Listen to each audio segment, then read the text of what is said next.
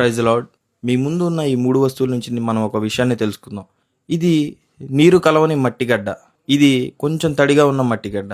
పక్కనున్నది water. ఈ water ఎప్పుడైతే ఈ మట్టిగడ్డ మీద కంటిన్యూస్‌గా పోస్తూ ఉన్నానో, ఇదంతా నానిపోయింది.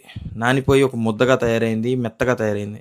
ఈ మెత్తగా తయారైన ఈ మట్టిగడ్డని నేను నా చేత్తో తీసుకున్నప్పుడు అది నాకు ఇష్టం వచ్చినట్టుగా మారింది.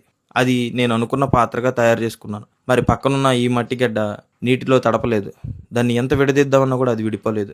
నా ప్రియ సహోదరుడా, నీకో విషయాన్ని చెప్తున్నాను.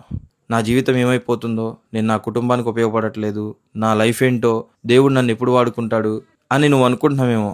నా ప్రియ సహోదరుడా, నేను నీకు చెప్తున్నాను, వాక్యం అనే నీటితో ప్రతి దినం నీ హృదయాన్ని తడుపుకో.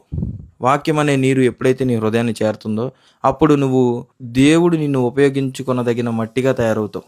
దేవుడే శిల్పకారి కాబట్టి ఆయనకి పనికొచ్చే పాత్రగా ఆయన నిన్ను మలుచుకుంటాడు. ఇర్మియా 18వ అధ్యాయంలో ఉంటుంది కదా, కుమ్మరి ఇంటికి వెళ్ళినప్పుడు కుమ్మరి సారె మీద ఒక వస్తువుని చేస్తూ ఉంటాడు. అది పడిపోతే మరలా ఆయన తీసుకుని కొంత నీరుని కలిపి దాన్ని పనికొచ్చే పాత్రగా చేస్తాడు. పనికిరానివాడు అని నువ్వు నేను అనుకుంటాం అంతే. కానీ దేవుడు నీ వైపు చూస్తూ ఉంటాడు. ఎప్పుడు నా వాక్యాన్ని ధ్యానిస్తాడా, ఎప్పుడు నా వాక్య అడుగుల్లో ఇతను నడుస్తాడా, అలా నడిచే వారిని పనికొచ్చే పాత్రగా, విలువైన పనిముట్టుగా ఆయన మర్చుకుంటాడు.